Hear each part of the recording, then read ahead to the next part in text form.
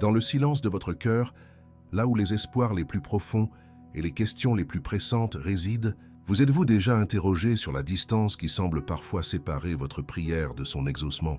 Nous lisons les récits de merveilles anciennes, nous entendons parler de la puissance illimitée de Dieu, et pourtant, dans le concret de nos vies, nous faisons face à des murs qui paraissent infranchissables, à des portes qui restent obstinément closes. Cette attente, ce soupir pour une intervention divine, n'est pas un signe de faible foi, mais le cri d'une âme qui sait, au plus profond d'elle-même, qu'un Dieu de miracles existe et qu'il désire agir. C'est dans cet espace de sainte expectative que nous nous tenons aujourd'hui, non pour nous résigner, mais pour nous préparer à découvrir le chemin qui mène de la supplication à la manifestation. Et si la réponse ne se trouvait pas dans l'intensité de nos cris, mais dans la nature de notre préparation? S'il existait une clé spirituelle, un principe divin aussi ancien que les Écritures, capable de transformer notre attente en une saison de miracles quotidiens. Ce que nous allons explorer ensemble n'est pas une formule magique, mais un parcours sacré, une invitation à une consécration intentionnelle qui aligne notre cœur avec le cœur de Dieu. C'est un chemin qui a été tracé pour ceux qui aspirent à plus qu'une bénédiction occasionnelle, pour ceux qui désirent vivre dans le flot continu de la faveur divine. Préparez votre esprit à recevoir, car nous sommes sur le point de dévoiler comment une période de mise à part peut déverrouiller la puissance de Dieu dans votre vie d'une manière que vous n'auriez jamais imaginée.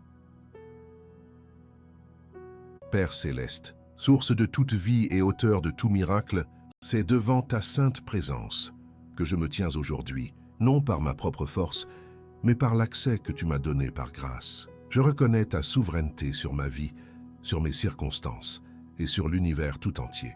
Tu es le Dieu qui parle et la chose existe. Tu commandes et elle paraît.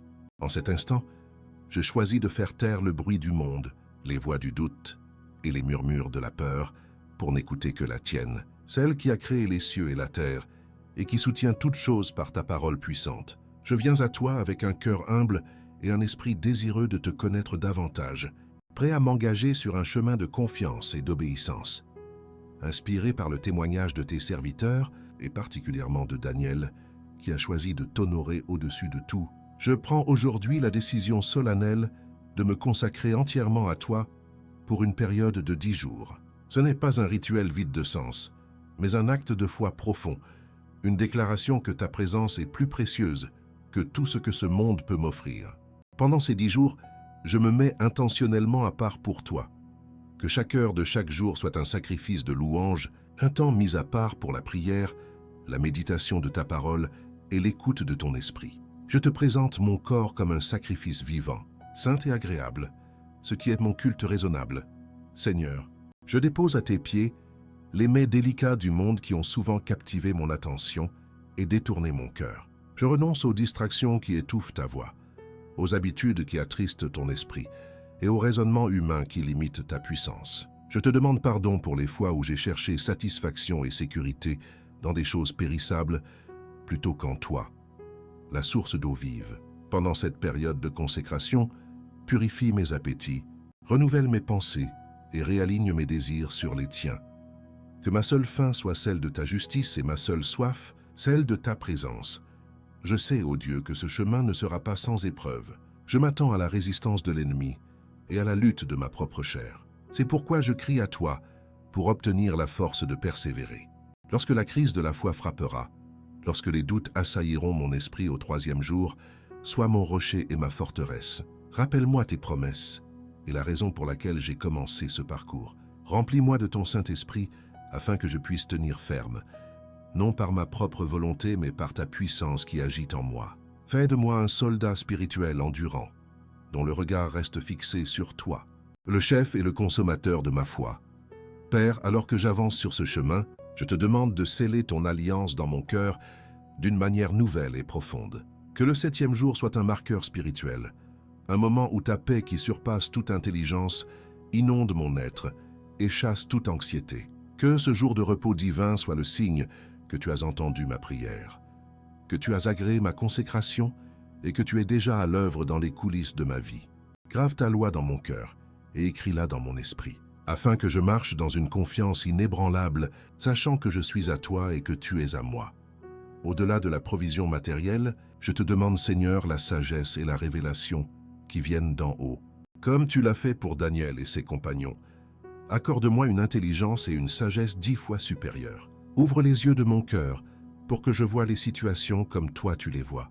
Donne-moi des idées créatives, des stratégies divines et des solutions célestes pour les défis auxquels je suis confronté. Que ton esprit me guide dans toute la vérité et me révèle les choses cachées, afin que je puisse naviguer dans la vie non pas avec une sagesse terrestre, mais avec une clarté qui vient directement de ton trône.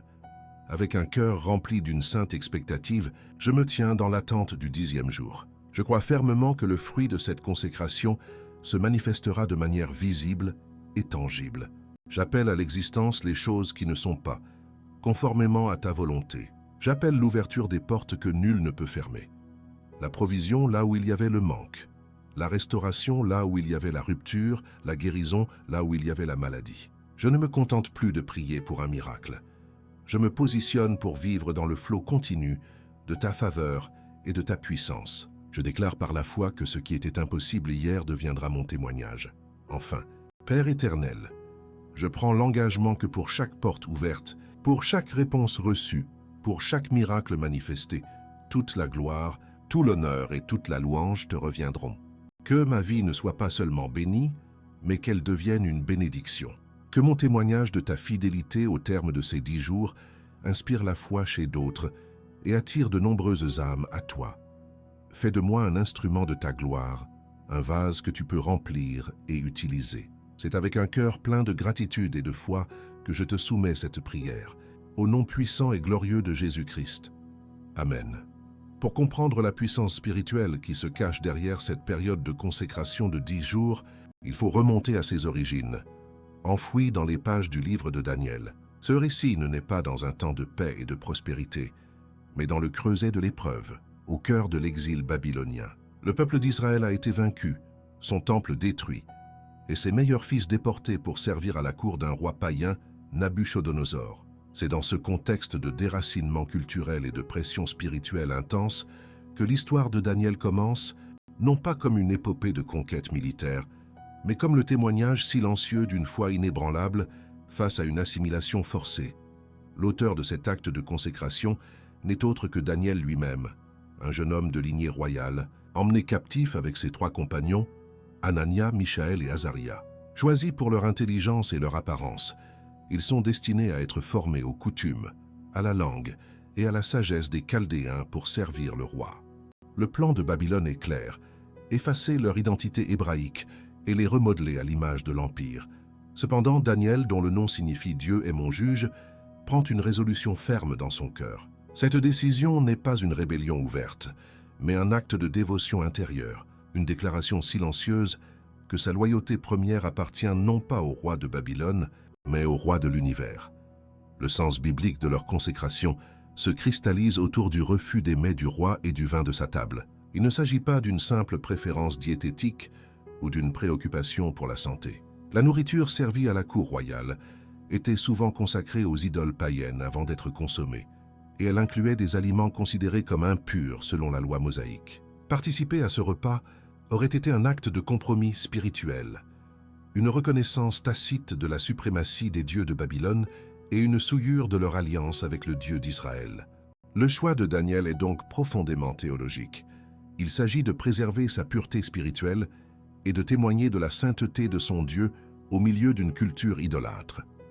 C'est face à ce dilemme que Daniel propose une alternative audacieuse, un test de foi de 10 jours. Il demande au chef des eunuques de ne leur donner que des légumes à manger et de l'eau à boire. Cette proposition est un acte de foi extraordinaire. Humainement, une telle diète aurait dû les affaiblir et leur donner une moins bonne apparence que leur père qui se régalait des mets royaux. En fixant une durée de 10 jours, Daniel établit un cadre temporel précis pour que Dieu puisse manifester sa puissance de manière incontestable. C'était un pari sur la fidélité de Dieu, une invitation lancée au ciel pour qu'il intervienne et valide leur engagement. La puissance spirituelle de cette période de 10 jours réside dans le principe biblique du test et de l'approbation. Le nombre 10 dans les Écritures symbolise souvent une période d'épreuve divine, un cycle complet par lequel la foi est mise à l'épreuve pour être ensuite confirmée et récompensée. Pensez aux 10 plaies d'Égypte qui ont testé le cœur de Pharaon, ou aux 10 commandements qui ont établi le cadre de l'alliance de Dieu avec son peuple. En s'engageant dans ce test de 10 jours, Daniel et ses compagnons ne faisaient pas qu'observer une règle. Ils activaient une loi spirituelle où la consécration intentionnelle devient le catalyseur de l'intervention divine. Le résultat de cette mise à part fut immédiat et visible. Au bout des 10 jours, non seulement ils n'étaient pas affaiblis, mais leur apparence était meilleure et leur embonpoint plus grand que celui de tous les jeunes gens qui mangeaient les mets du roi. Ce miracle physique était la première preuve tangible de l'approbation de Dieu. Il démontrait que la providence divine est supérieure à toutes les ressources du monde. Le Dieu qui avait nourri son peuple de la manne dans le désert était tout aussi capable de soutenir ses serviteurs fidèles avec la plus simple des nourritures au cœur du plus puissant des empires. Cependant, la bénédiction ne s'est pas arrêtée à l'aspect physique. Le texte biblique révèle une conséquence bien plus profonde et durable. Dieu leur accorda la science, l'intelligence de toutes les lettres et la sagesse. Plus encore, Daniel reçut la capacité d'interpréter les visions et les songes. Leur consécration a ouvert une porte non seulement sur la provision matérielle, mais surtout sur une révélation et une sagesse surnaturelle. Ils ont été trouvés 10 fois supérieurs à tous les magiciens et astrologues du royaume. La puissance de ce principe est donc double. Il préserve le corps et il élève l'esprit à un niveau de clarté et de discernement inaccessible par les moyens humains. Ainsi, l'histoire de la consécration de Daniel est bien plus qu'un simple récit historique. Elle est un modèle intemporel de la puissance de la mise à part. Elle nous enseigne que lorsque nous choisissons d'honorer Dieu avant tout, en refusant les compromis que le monde nous offre, nous nous positionnons pour recevoir une faveur qui dépasse l'entendement. La force de cette prière et de cet engagement de 10 jours ne vient pas d'une formule magique, mais d'un principe éternel. Un cœur entièrement dévoué à Dieu devient un canal pour sa puissance, sa sagesse et sa provision.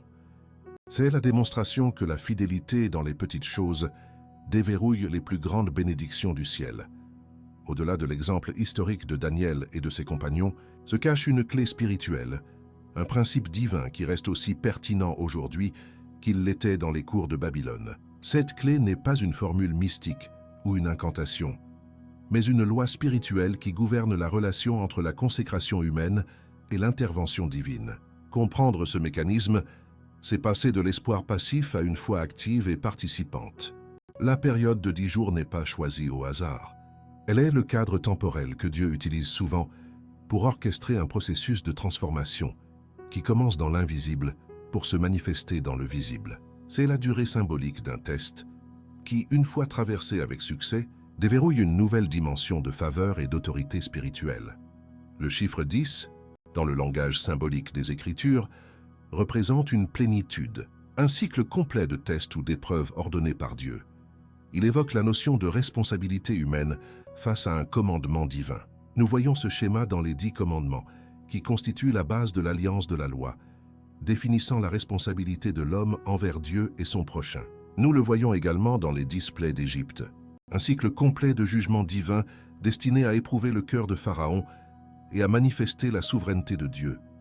S'engager dans une consécration de 10 jours, c'est donc entrer volontairement dans un cycle divinement orchestré, une période où la foi est testée, la persévérance est forgée et le caractère est affiné, en vue d'une approbation céleste qui libère la bénédiction.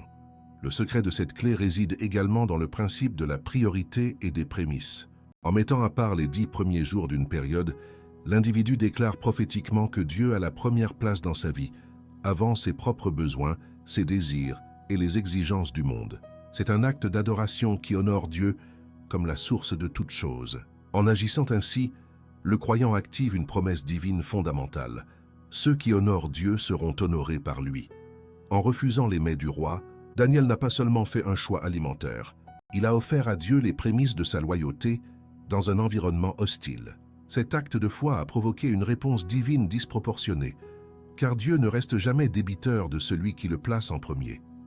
Cette démarche est à son cœur un renouvellement d'alliance. Dans un monde qui exige constamment notre allégeance à travers ses valeurs, ses philosophies et ses distractions, la consécration de 10 jours est une réaffirmation consciente et délibérée de notre alliance avec le Dieu Tout-Puissant.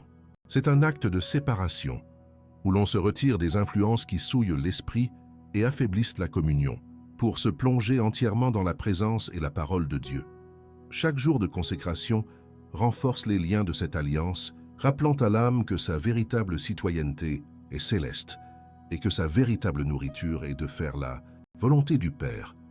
C'est dans cette intimité renouvelée que la confiance s'approfondit et que la voix de Dieu devient plus claire que jamais.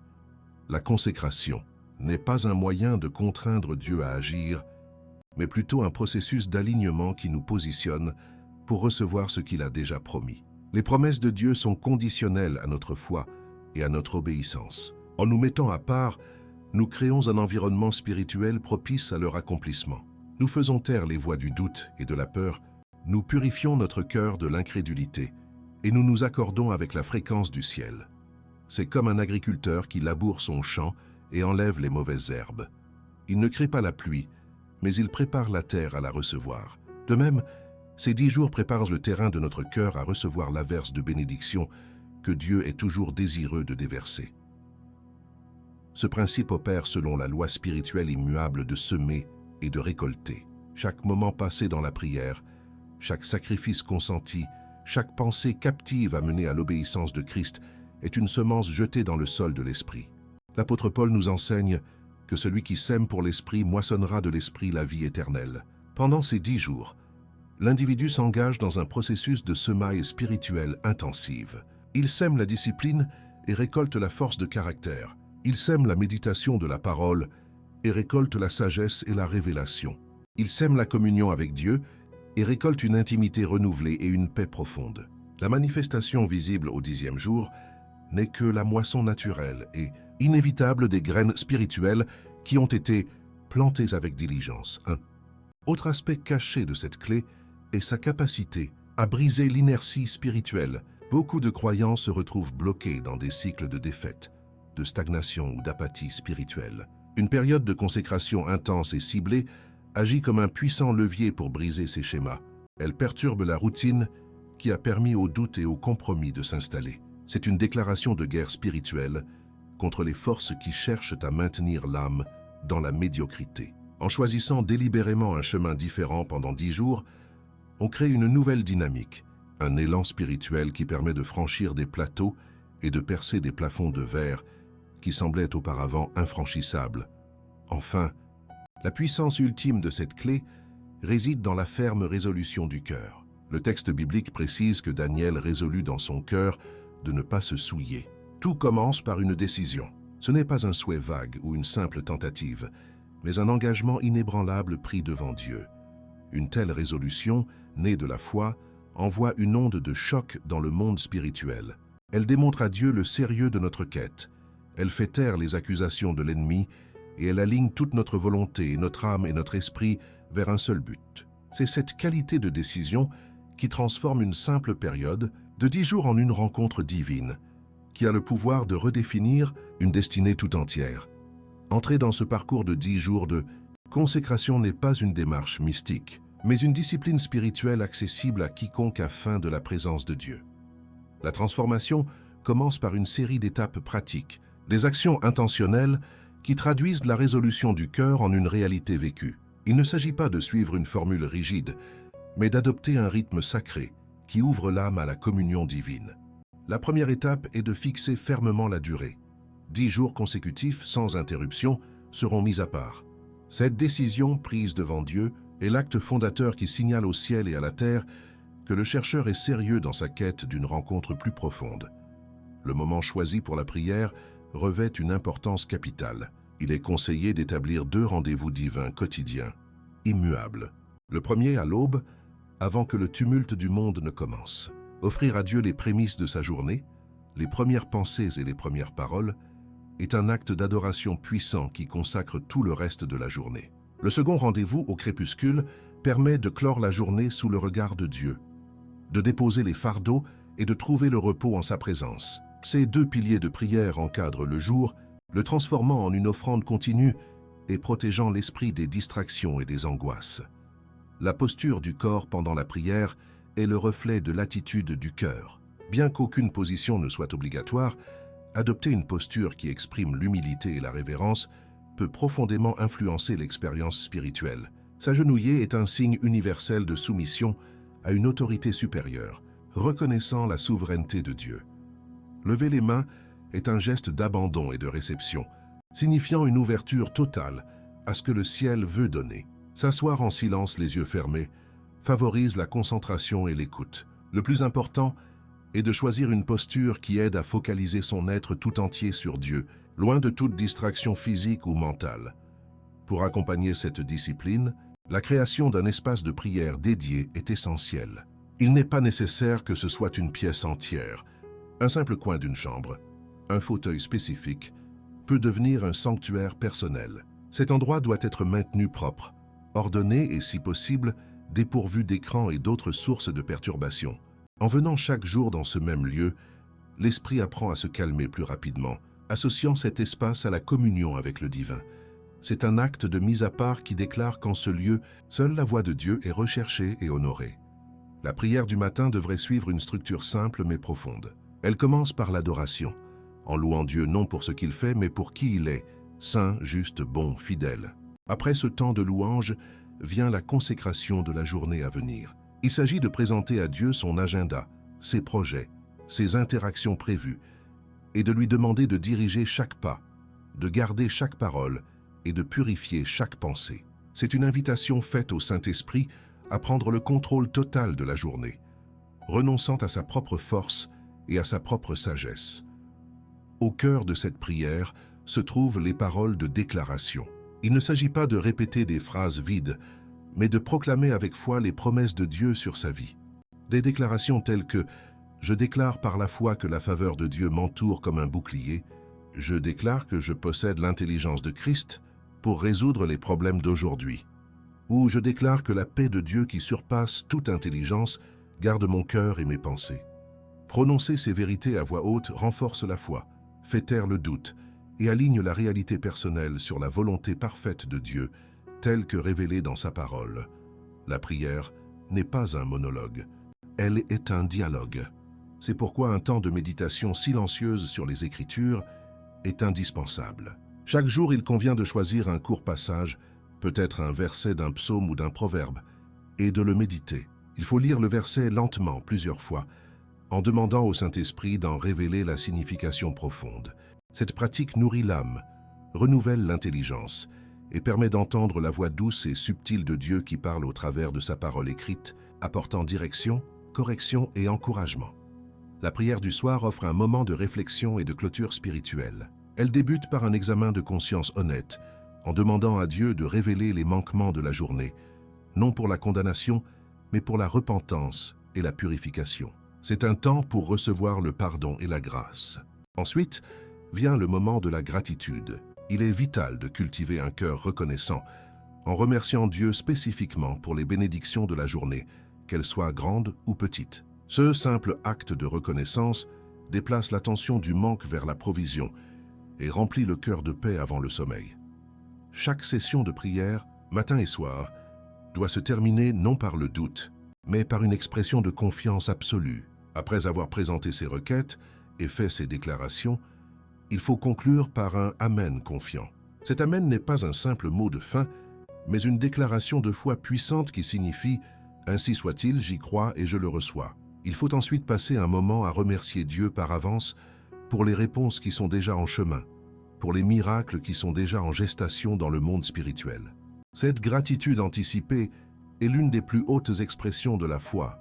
Enfin, la persévérance est la vertu qui soutient tout ce processus. Il y aura des jours où la prière semblera facile et fluide, et d'autres où elle sera un combat. Il y aura des matins où l'esprit sera clair, et d'autres où il sera assailli par les soucis. L'engagement pris pour ces 10 jours n'est pas conditionné par les sentiments ou les circonstances. Le pouvoir de cette consécration ne réside pas dans la perfection de chaque prière, mais dans la fidélité quotidienne à se présenter devant Dieu. C'est cette constance qui construit la force spirituelle et prépare le terrain pour la manifestation visible de la gloire de Dieu. Le chemin de la consécration n'est pas un événement instantané, mais un processus progressif et divinement orchestré. Chaque jour de cette période de 10 jours a sa propre signification spirituelle, sa propre bataille et sa propre victoire. Comprendre cette progression, C'est comme suivre une carte céleste qui mène de la décision initiale à la manifestation finale. Le voyageur spirituel qui s'engage sur cette voie découvrira que Dieu ne travaille pas au hasard, mais qu'il le guide à travers des étapes distinctes de purification, d'épreuve et de révélation, chacune conçue pour construire une foi capable de recevoir le miracle attendu. Le premier jour est celui de la résolution et de l'enthousiasme initial. Le cœur est rempli d'une sainte détermination. La décision de se mettre à part pour Dieu est fraîche et vigoureuse. Cependant, ce premier pas dans le territoire de la consécration alerte immédiatement les forces spirituelles adverses.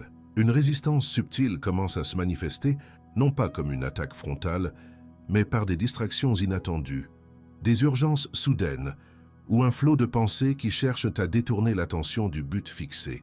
C'est le premier test de la détermination, un rappel que tout engagement spirituel sérieux déclenche une opposition. Le deuxième jour, la bataille se déplace vers un terrain plus intérieur, celui de l'esprit et de la chair.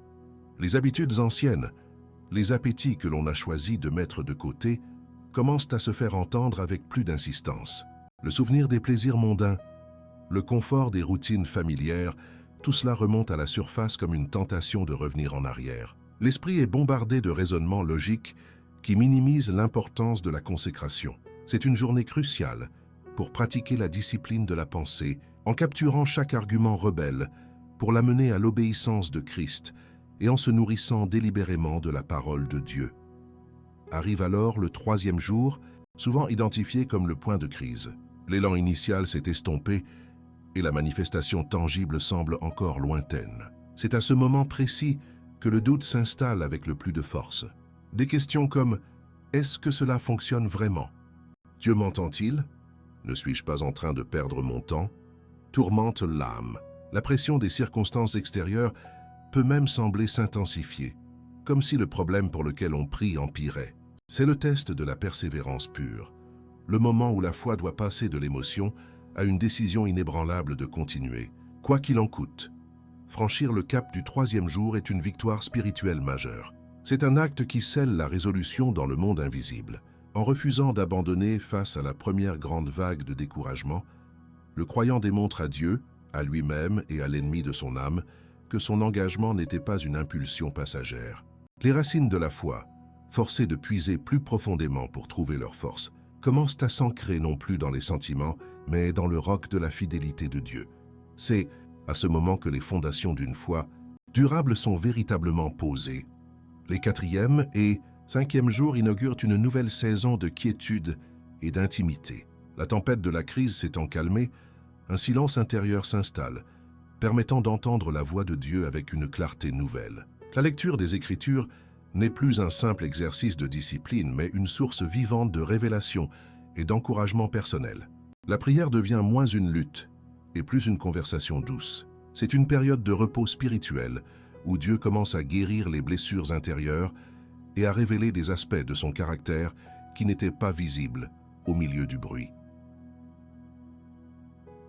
Le 6e jour, alors que l'intimité avec Dieu s'approfondit, sa lumière commence à éclairer les recoins cachés du cœur. C'est un jour de révélation de soi. Des attitudes, des peurs, des idoles secrètes que l'on ne soupçonnait pas sont mises en évidence. Non pas pour la condamnation, mais pour la libération.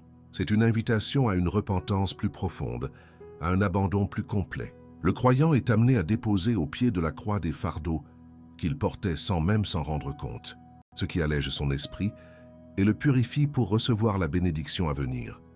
Puis vient le 7e jour, un marqueur spirituel d'une importance capitale. Le chiffre 7 dans la Bible symbolise la perfection, l'achèvement et le repos divin. En atteignant ce jour, un sceau d'alliance est apposé sur le cœur.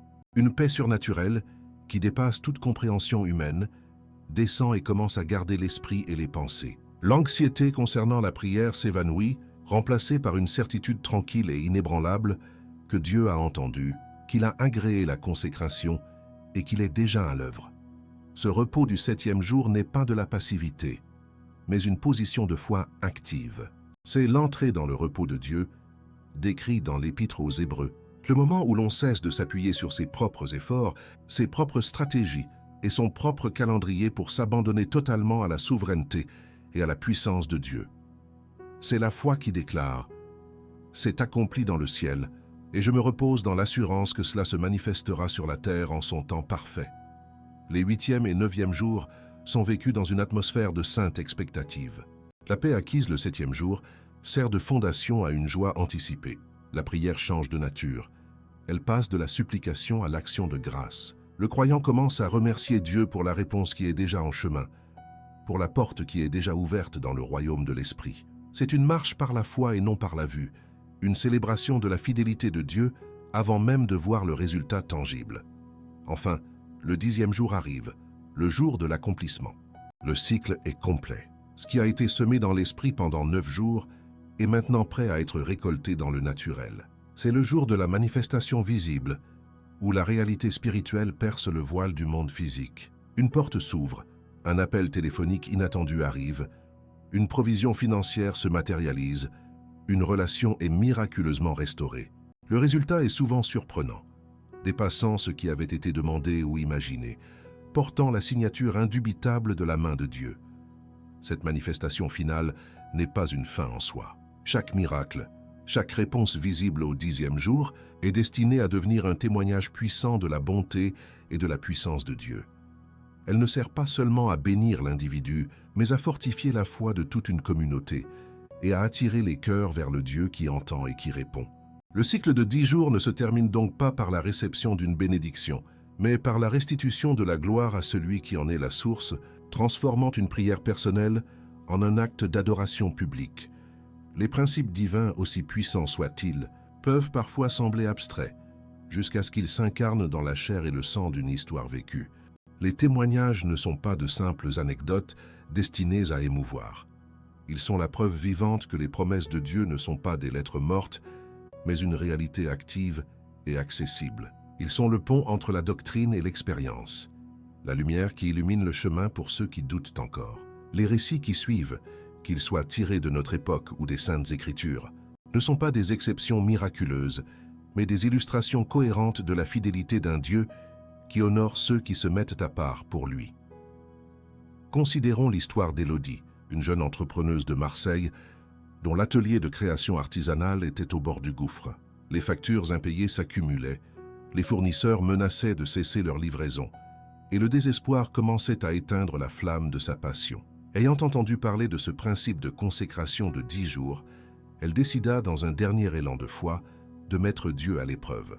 Elle s'engagea à jeûner des réseaux sociaux, de la télévision et de toute pensée négative sur son entreprise pour se consacrer entièrement à la prière et à la méditation de la parole. Les premiers jours furent un véritable combat. Le 3e jour, comme une confirmation de la crise annoncée, elle reçut un appel de sa banque l'informant du rejet d'un paiement crucial, la plaçant dans une situation encore plus précaire. La tentation d'abandonner, de tout laisser tomber et de chercher un emploi salarié fut immense. Mais se souvenant de sa résolution, elle persévéra, confessant la provision de Dieu au milieu du manque et remerciant le Seigneur pour une solution qu'elle ne voyait pas encore. C'était un acte de foi pur, dépouillé de tout support émotionnel ou circonstanciel. Au matin du 7e jour, un changement s'opéra. Une paix profonde et inexplicable inonda son cœur. L'angoisse qui l'étreignait depuis des semaines s'était dissipée, remplacée par une certitude tranquille. Dans ce calme retrouvé, une idée nouvelle et audacieuse germa dans son esprit. Une collection capsules utilisant des matériaux recyclés, une niche qu'elle n'avait jamais explorée. Cette idée n'était pas le fruit d'une analyse de marché, mais semblait être un murmure direct du ciel, apportant avec elle une clarté et une énergie nouvelles. Le 10e jour, alors qu'elle finalisait les croquis de sa nouvelle collection, son téléphone sonna. C'était une blogueuse influente spécialisée dans la mode éthique, qui avait découvert son travail par hasard sur un ancien article de presse. Impressionnée par son histoire, elle lui proposa de présenter sa future collection à sa large audience, sans frais. Cette collaboration inattendue n'a pas seulement sauvé l'entreprise d'Élodie, elle l'a propulsée sur un nouveau marché, alignant parfaitement sa passion avec un but plus grand. La provision divine avait dépassé de loin sa demande initiale. Pensons également à ce couple, David et Léa, dont le mariage, après 15 ans, n'était plus qu'une cohabitation silencieuse et amère. La communication était rompue, remplacée par des reproches tacites et une distance glaciale. Convaincus par un ami commun, ils acceptèrent, sans grande conviction, d'entreprendre ensemble ce parcours de 10 jours, chacun s'engageant à prier pour l'autre plutôt que de le critiquer. Les premiers jours furent d'une difficulté extrême, le silence dans la maison semblant encore plus lourd et accusateur. La crise du 3e jour se manifesta par une dispute violente, ravivant de vieilles blessures que tous deux croyaient enterrées. Chacun se retira dans son coin, persuadé que l'exercice était futile et que leur histoire était terminée. Pourtant, un engagement avait été pris devant Dieu. Le lendemain, chacun de son côté choisit de pardonner et de continuer à prier, non parce qu'ils en ressentaient l'envie, mais par pure obéissance. C'était le moment charnière où leur volonté s'alignait sur celle de Dieu, malgré leurs émotions brisées. Le soir du 7e jour, alors qu'ils étaient assis dans le salon, Léa posa une simple question à David sur sa journée. Une question dénuée de tout reproche. Cette simple ouverture brisa des mois de silence hostile. Une conversation hésitante s'engagea, puis des larmes, non de colère, mais de tristesse et de regret. La paix de Dieu, le sceau de l'Alliance, était descendu dans leur foyer, créant un espace de sécurité où la vulnérabilité devenait possible. Pour la première fois depuis des années, ils ne se voyaient plus comme des adversaires. Au 10e jour, ils prirent leur petit déjeuner ensemble, non par obligation, mais par désir. Le miracle n'avait pas effacé les cicatrices, mais il avait restauré le fondement de leur union, la volonté de s'aimer et de se pardonner. Ils redécouvraient l'homme et la femme qu'ils avaient aimés, cachés sous des années d'amertume. Le fruit de leur consécration n'était pas un sentiment éphémère, mais la reconstruction d'un pont, la réouverture d'un dialogue qui leur permettrait de rebâtir leur vie commune, pierre par pierre, sur le roc de la grâce divine. Les pages de la Bible elles-mêmes regorgent de ce principe. L'histoire d'Esther en est un exemple poignant. Confrontée à un décret d'extermination de son peuple, elle se trouvait dans une position de faiblesse absolue. Pour approcher le roi sans y être invitée, il fallait risquer sa vie. Avant de poser cet acte audacieux, que fit-elle? Elle ne se fia pas à sa beauté ou à son intelligence, mais elle appela tout son peuple à une consécration de 3 jours de jeûne et de prière. Elle se mit à part, ainsi que ses servantes, pour chercher la face et la faveur de Dieu. Cet acte de consécration collective a radicalement changé l'atmosphère spirituelle. C'était une déclaration de dépendance totale envers l'Éternel. Au 3e jour, moment de la crise et de la décision, Esther se présenta devant le roi. Au lieu de la mort, elle trouva une faveur exceptionnelle. Le roi lui tendit son sceptre d'or et lui offrit jusqu'à la moitié de son royaume. Cette porte ouverte n'était pas le fruit du hasard, mais la conséquence directe d'une préparation spirituelle qui avait aligné les circonstances terrestres sur le plan de sauvetage divin. Ces histoires, anciennes et modernes, convergent vers une seule et même vérité. Elles ne parlent pas d'une formule magique, mais d'une posture du cœur. Que ce soit une entrepreneuse au bord de la faillite, un couple au seuil du divorce ou une reine face à un génocide, le chemin vers le miracle passe par un moment de mise à part intentionnelle. C'est dans le renoncement aux solutions humaines et dans la recherche passionnée de la présence divine que se trouve la clé qui déverrouille la puissance du ciel, transformant les situations les plus désespérées en témoignages éclatants de la gloire de Dieu. Au terme du cycle sacré, lorsque l'aube du 10e jour se lève, ce n'est pas simplement la fin d'une période d'attente, mais le commencement d'une saison de manifestation. L'atmosphère spirituelle, purifiée et chargée par 10 jours de prière et de consécration, devient un portail ouvert par lequel la réalité du ciel envahit la terre. Ce qui n'était qu'une promesse murmurée dans le secret du cœur devient une réalité tangible, visible et incontestable. Le voile qui sépare le vu de l'invisible s'amincit jusqu'à devenir transparent. Et la main de Dieu qui a œuvré dans les coulisses se révèle de manière spectaculaire, orchestrant les circonstances avec une précision divine qui défie toute logique humaine. La manifestation qui survient n'est que rarement une simple réponse à une requête. Elle est une révélation du cœur du Père. Elle ne se contente pas de combler un besoin, elle dépasse l'entendement et redéfinit les limites du possible. Une porte s'ouvre, mais c'est une porte que personne n'avait envisagée. Une ressource arrive, mais d'une source totalement inattendue. Une guérison se produit, mais elle s'accompagne d'une restauration émotionnelle et spirituelle profonde. Dieu ne se contente jamais de résoudre un problème. Il utilise le problème comme une estrade pour démontrer sa gloire, sa créativité et son amour surabondant, laissant le bénéficiaire dans un état d'émerveillement et de sainte adoration. Un bouclier de protection divine se solidifie autour de celui qui a persévéré. Ce n'est plus une simple prière pour la sécurité, mais une forteresse spirituelle établie. Les attaques de l'ennemi qui, auparavant, auraient semé le chaos et la peur, se heurtent désormais à un mur invisible de la faveur divine. Les pièges sont révélés avant d'être tendus. Les accusations mensongères sont réduites au silence par la vérité de Dieu, et les plans malveillants sont retournés pour le bien du croyant. C'est une marche dans l'assurance que l'Éternel des armées campe autour de soi, que chaque pas est gardé et que nul mal ne peut prévaloir contre la destinée scellée par Dieu. Là où régnait le manque, un fleuve d'abondance commence à couler. Le principe de la semence et de la moisson atteint son apogée. Les écluses des cieux, retenues par l'incrédulité et le compromis, s'ouvrent en grand. Cette abondance est holistique. Elle touche les finances, certes, mais aussi les idées créatives, les opportunités professionnelles, la santé physique et la richesse des relations.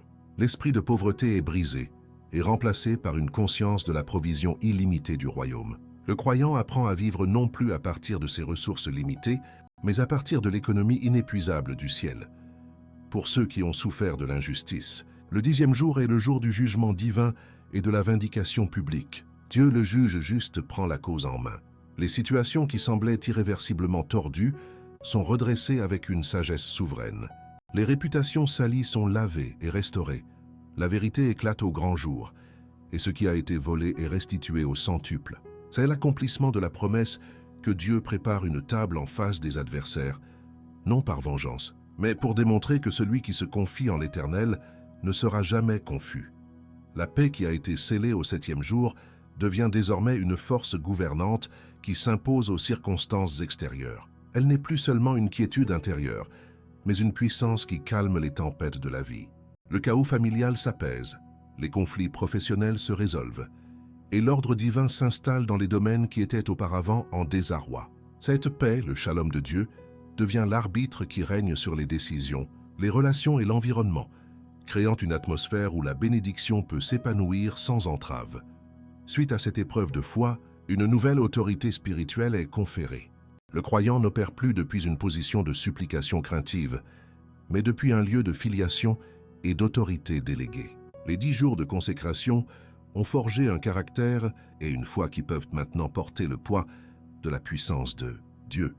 Les prières deviennent des décrets, de foi qu'il y a et délie sur la terre ce qui est déjà lié et délié dans les cieux. Les paroles, alignées sur la volonté de Dieu, portent en elles une puissance créatrice, capable de parler aux montagnes et de les voir se déplacer. Le miracle obtenu n'est jamais une fin en soi. Il est une semence destinée à produire une plus grande moisson. Le témoignage de la fidélité de Dieu devient une clé qui ouvre la porte de la foi pour d'autres. La transformation visible dans la vie de l'individu devient un phare d'espérance pour une famille, une communauté, un lieu de travail. La bénédiction se propage, créant une ondulation de grâce qui touche bien plus de vie que celle qui a initié le parcours. La vie de l'individu devient un sermon vivant, une démonstration de l'amour et de la puissance d'un Dieu qui est toujours à l'œuvre. Ce cycle de 10 jours n'est pas conçu comme un remède ponctuel, mais comme l'initiation à un nouveau mode de vie. Les disciplines spirituelles acquises, l'intimité avec Dieu cultivée et la foi exercée ne sont pas destinées à être abandonnées après la manifestation. Elles deviennent les fondations d'une marche quotidienne dans le surnaturel. La vie cesse d'être une succession de crises et de sauvetages pour devenir une aventure continue de collaboration avec le Saint-Esprit où la présence de Dieu est la norme et les miracles, l'expression naturelle de cette communion. En définitive, chaque porte ouverte, chaque provision reçue, chaque relation restaurée et chaque victoire remportée convergent vers un seul et unique but, la gloire de Dieu seul. La vie transformée devient une offrande de louange, un monument vivant à la bonté et à la puissance du roi des rois. Le but ultime n'était pas le miracle, mais la connaissance plus profonde de celui qui accomplit les miracles. Ainsi, le croyant ne se tient plus comme quelqu'un qui a simplement reçu une bénédiction, mais comme un ambassadeur du royaume dont l'existence entière déclare au monde que notre Dieu règne, qu'il est fidèle à ses promesses et que rien, absolument rien, n'est impossible à celui qui croit. Vous vous tenez maintenant au carrefour de la révélation et de la décision. Vous avez entendu le récit, compris le principe et visualisé le processus. La question qui se posait dans le silence de votre cœur, cette interrogation sur la distance entre votre prière et son exaucement, a trouvé une réponse. Cette distance n'est pas un abîme de silence divin, mais un chemin sacré de préparation, un terrain d'entraînement pour votre foi. Ce n'est pas une invitation à crier plus fort, mais à s'approcher plus près. La clé qui vous a été présentée n'est pas une nouvelle stratégie humaine, mais une sagesse ancienne, une invitation à un alignement profond qui place votre cœur en parfaite synchronie avec celui du Père. Le parcours de 10 jours qui s'offre à vous est bien plus qu'une discipline spirituelle. C'est une déclaration d'amour, un acte d'allégeance. C'est le choix conscient de refuser les mets délicats que ce monde propose. La validation instantanée, les distractions anesthésiantes, les solutions rapides basées sur la sagesse humaine, pour vous nourrir de la seule substance qui puisse véritablement satisfaire, la présence même de Dieu. Comme Daniel dans la cour de Babylone, vous êtes invité à faire une démonstration silencieuse mais puissante de l'endroit où se trouve votre véritable loyauté. En choisissant la simplicité de la consécration, vous déclarez au ciel et à la terre que la providence de votre Dieu est infiniment supérieure à toutes les richesses du plus grand des empires. Peut-être qu'à cet instant, une appréhension se mêle à votre désir. La pensée de la crise du 3e jour, de la résistance de la chair et de la pression des circonstances peut sembler intimidante. Mais n'oubliez jamais que chaque épreuve sur ce chemin est calibrée non pour vous briser, mais pour vous bâtir. La persévérance à travers le feu du doute est précisément ce qui qualifie votre foi pour recevoir le poids de la gloire à venir. Accrochez-vous à la promesse du sceau de l'Alliance au 7e jour, cette paix surnaturelle qui est le gage que votre consécration a été agréée. Ne craignez pas le processus, car c'est dans ce processus que le miracle prend racine. Imaginez un instant la vie qui vous attend de l'autre côté de ces 10 jours. Ce n'est pas seulement la résolution d'un problème, mais l'inauguration d'une nouvelle ère.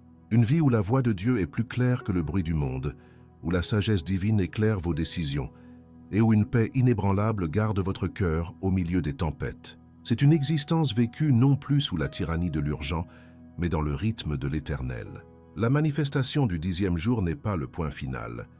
C'est la porte d'entrée vers une communion continue, une marche quotidienne dans le surnaturel, où la faveur de Dieu n'est plus une exception, mais votre atmosphère.